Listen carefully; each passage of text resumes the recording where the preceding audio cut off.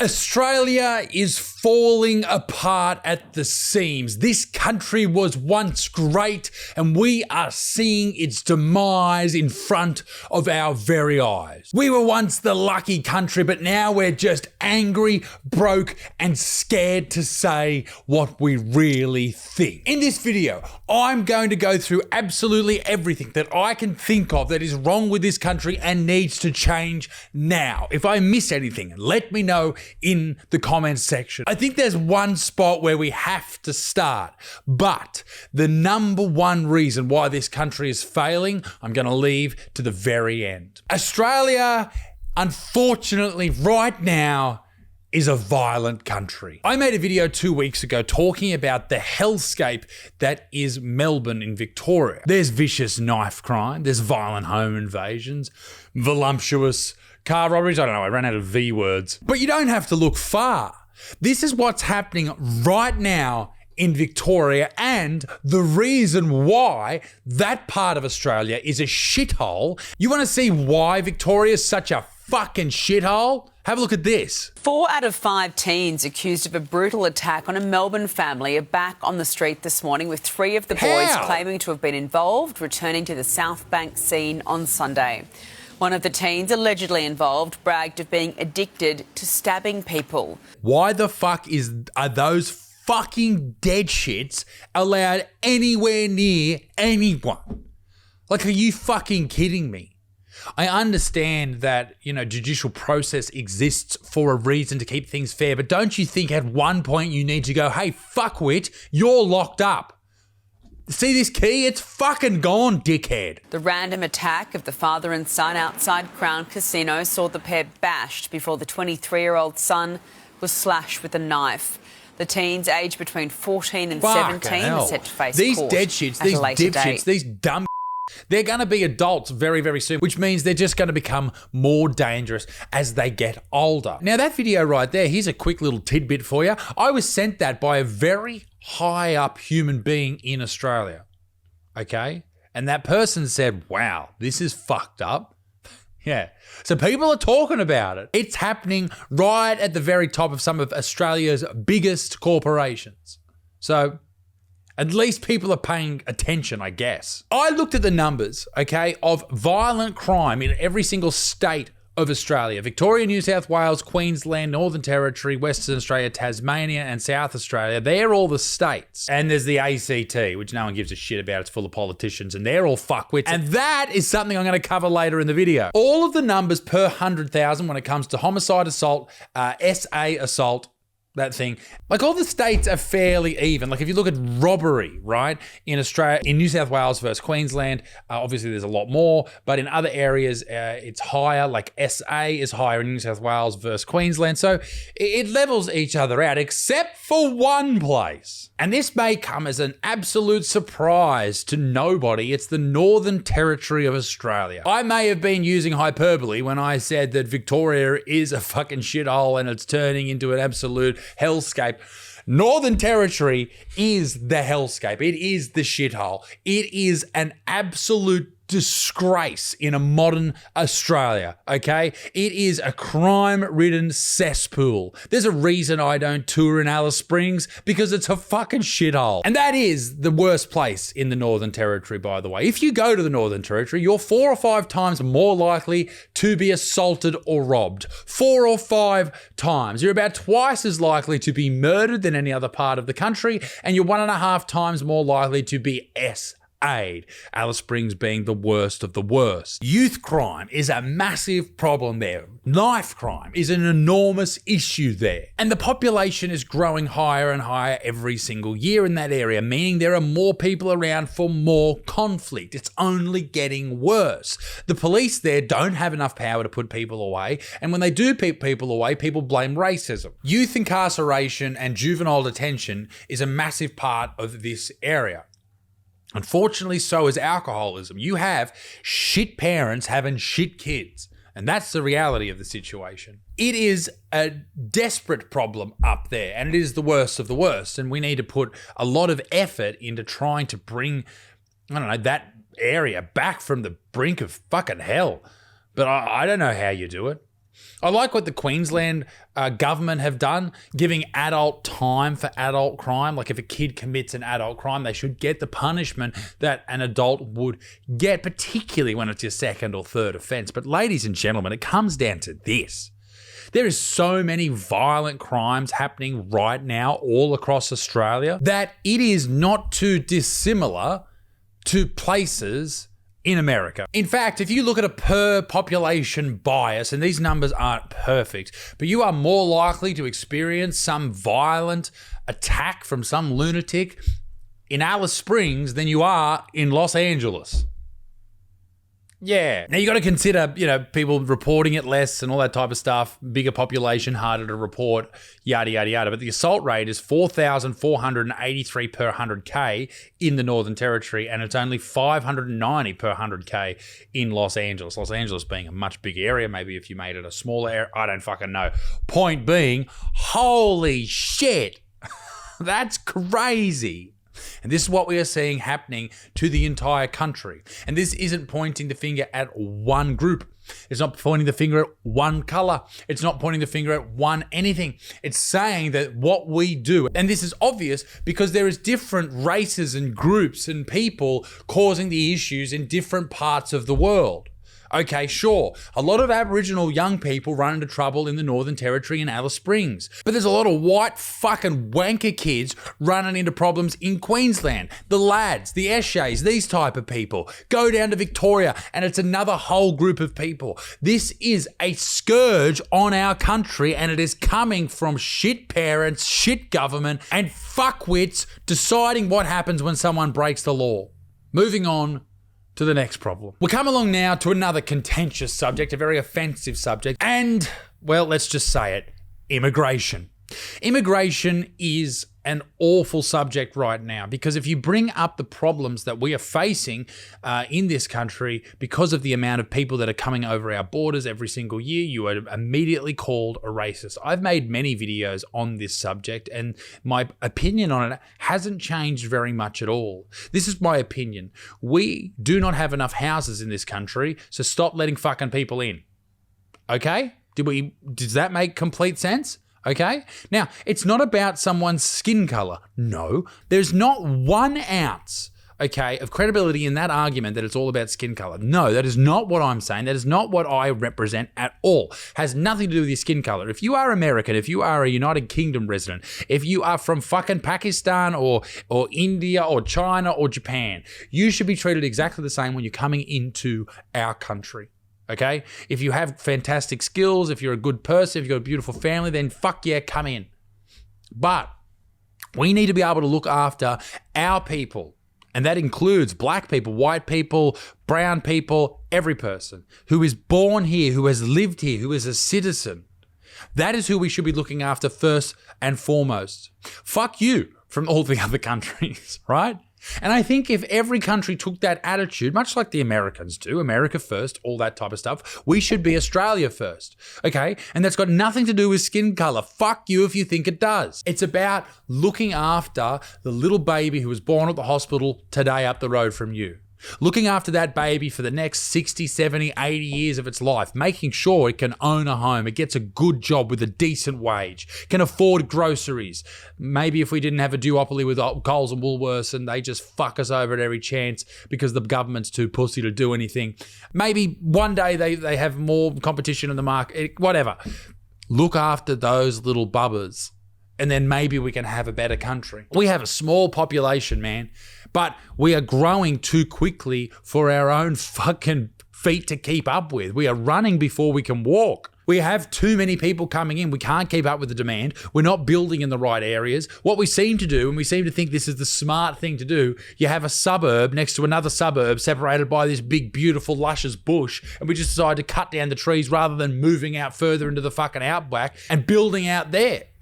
I know that infrastructure is a problem. I know you have to get fucking gas and water and electricity out of these places, but let's build with an aim of making this country more livable in 50 years rather than worrying about the next election cycle. It's fucked. 700,000 people is the net migration numbers over the past 2 years. Our housing system cannot deal with that number. Our healthcare system cannot deal with that number. Our fucking McDonald's drive-thrus can't deal with that number. We're growing too rapidly for our own good. Moving on to the next big issue. I have banged on about this for the longest time. We do not have freedom of speech in this country. Number one, that is absolutely for sure. We are going the way of England, and that is awful. The digital IDs, I think, are terrible, but they're going to bring them in. They're going to do exactly what the English government did. People will be angry. They will say, no, we don't want this. And they'll say, we know what's better for you. And then you'll be using it every single day. And your face will be getting fucking scanned when you go to the supermarket in 20 years' time. And bread's going to cost you an extra 75 cents because you said the current Prime Minister, whoever that happens to be in 20 years, is a That's what's going to happen. Maybe. I don't know. But it's not good. Since the early 2020s, with what happened there, wink, wink, censorship, don't want to talk about it, we have had an enormous attack on our freedoms as human beings in this country. The government doesn't want us to be able to be free.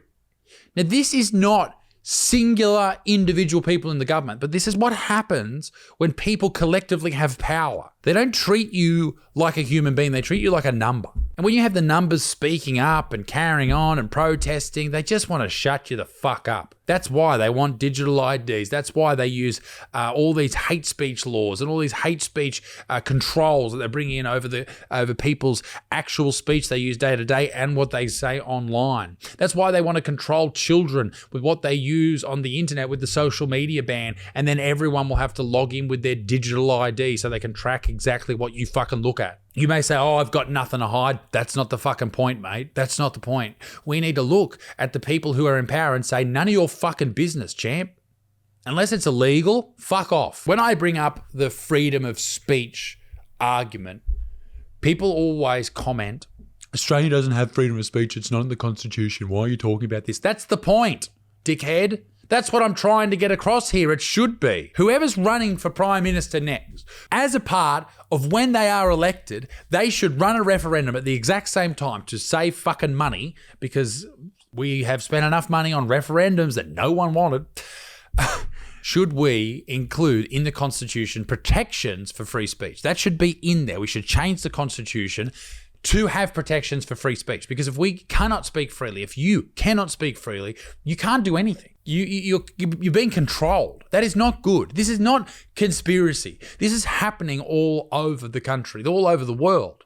And it is so deeply ingrained in some people to control what they say that they lie to themselves, that they control other people. That's what these fucking far left insane human beings, that's what they do. They try to control what you say, what you believe. No, fuck off. Next on the list, this is a weird one.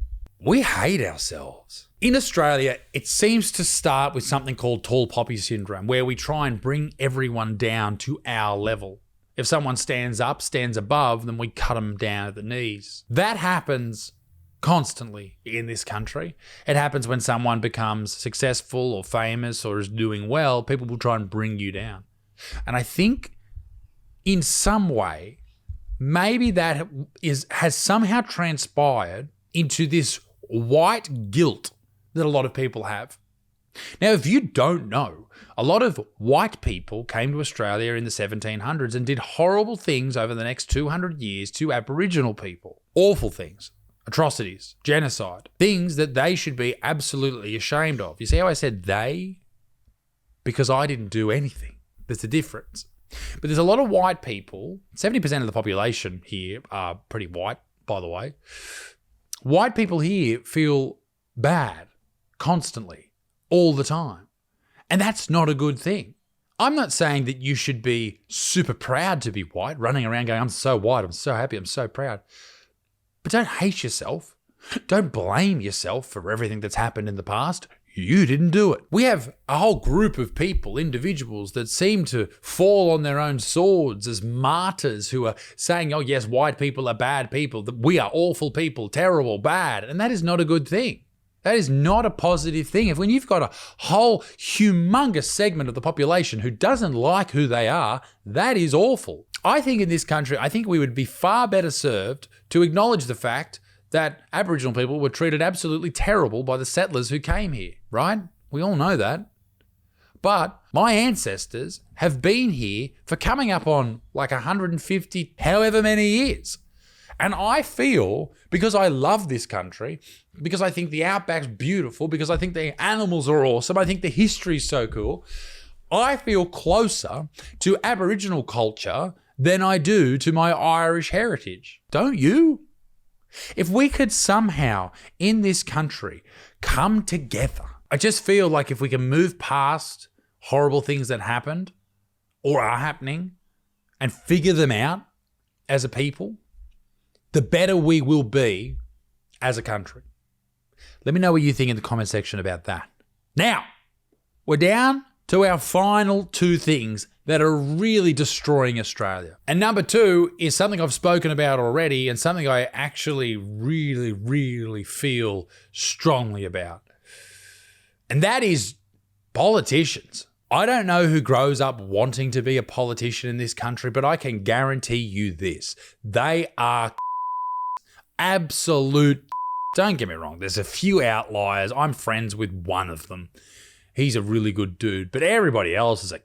I think since 2020 and what happened there, I can't trust any of you guys.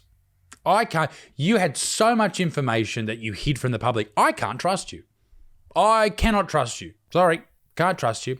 And then the shit with controlling the internet with the E-Safety Commissioner, someone who wasn't elected and she's ruling whatever happens in this country when it comes to the internet. Like, I cannot trust you. Lockdowns, border closures, all that shit, mandates. Mate, the trust is gone. I don't think you can get it back. I don't know how, maybe, but fucked if I know how. All of that has undermined your credibility massively. It's like you don't care. You're treating this like a corporation, all right? We are just numbers. And that is not good. The cost of living? What are you doing about the cost of living? I'll tell you what you're doing about the cost of living. You're getting on the news every night and saying, cost of living, it's a problem. Cost of living, it's a fucking soundbite.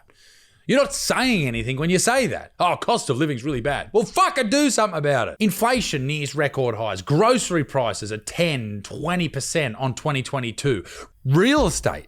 Like, who the fuck's buying a home? Who?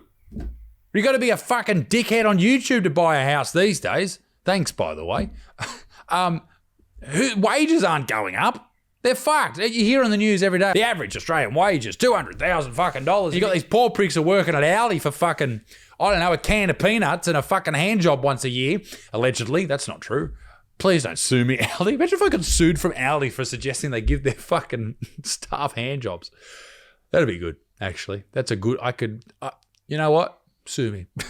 Sue me. I need a storyline like that. Housing unaffordability. The median house price in Sydney over the last, decade or something is 13 times the average Australian income. Energy, rent, clothes, everything. We're fucked. And what do you guys do? What do? You spend some $336 million on a fucking referendum that no one wanted. Everyone in this country seems to be cutting costs on their daily, weekly expenditures, but you're not. You're just throwing it out willy-fucking-nilly. Not to mention the amount of money you spent on the NDIS. Like, the NDIS is extremely important. The National Disability Insurance Scheme or Spectrum or who gives a fuck, right? It's very, very good because there's a lot of people that really benefit from it, right? With severe disabilities. But unfortunately, a lot of people are fucking the system. A lot of people do not need to be on the NDIS and the Australian taxpayers paying for them. How much are you paying immigrants who come to this country? I could just fucking go on. 33% is the number. What number? 33% of the Australian population trust the government. I give you, what's 33% of 27 million people? All right? What's that? 2.7 times 3. 8.1. Call it 8.5. 8.5 million. No wonder the NDIS costs a fortune. Here's the issue with politicians, right? Let me nut it out for you. They're untrustworthy. They've got their own self-interest above everybody else's. Broken promises, policy inconsistencies, hidden influence from lobbyists, and their shit leaders. None of them are good. We're up to number one. The number one problem in this country that I see. And I'd like to just quickly squeeze in the media, okay, at, 1.5. They're all massive. Okay, I'm glad I got squeezed those guys in. But the number one problem in this country I see is this, and this will probably be the most offensive and the most controversial. Patriotism. I've been all over the world, to the good countries anyway. And there's a lot of people there, particularly in America, that absolutely love their country. They love their troops, they love their flag, they love their history, they fucking love it. They live and they breathe it. They would defend their island to the last breath. And we don't give a fuck. And that's shit. Because when you don't care about your country, the place you live, the people who are in it, when you say that out loud, when you believe that, which a lot of people do, you, by default, become an enemy of your own country. It's strange. Because when you're not a patriot, and I'm not talking about, fucking white people, all this, like, we're the best. No, that's not what I'm saying. I'm talking about everyone in this country. We need a national front. We need unity.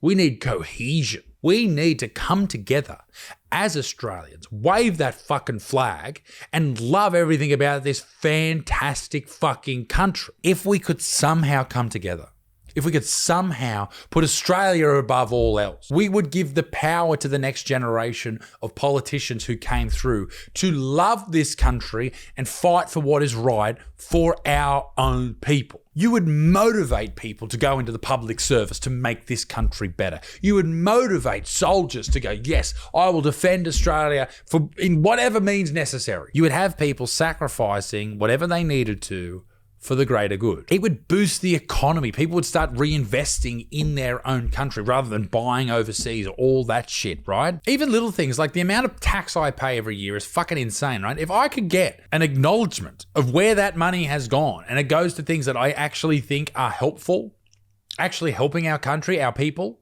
then I'd be absolutely stoked to pay that. And in turn, it would create an insanely, fantastically wonderful culture within this country, almost like the culture of old. Go back 20 years ago and look at how good Australia fucking was. Remove a couple of shit bits, a couple of assholes, and you've got a really good fucking country, mate. We need pride in this country. We need to bring that back. We need people flying the flag, loving our fucking native animals, all that shit, showing respect to our culture, our 100,000-year-old culture in this country. But we don't have that. We have people who think that the flag's racist. People who celebrate Australia Day hate people who have a different colour. That's how we think. We're in this mindset that everyone here is a fucking invader if they're white. It's insane. And it's bringing our country to our knees, and we need to find a way for all of us to come together for Australia once and for all. Ladies and gentlemen, let me know what I missed in this video. Let me know your thoughts on what I've said in this video. Now, I may have misspoken this video. I may have said some things that maybe if I think about critically enough, maybe I disagree with, but I'm just here talking to you, giving you my opinions. And I want to give you and open up the floor to you in the comment section to do the exact same. There's no wrong answers, unless you disagree with me, but let me know. Ladies and gentlemen, be a good motherfucker. Peace in the Middle East. Be extinct. Toodaloo. Au revoir. Bye-bye.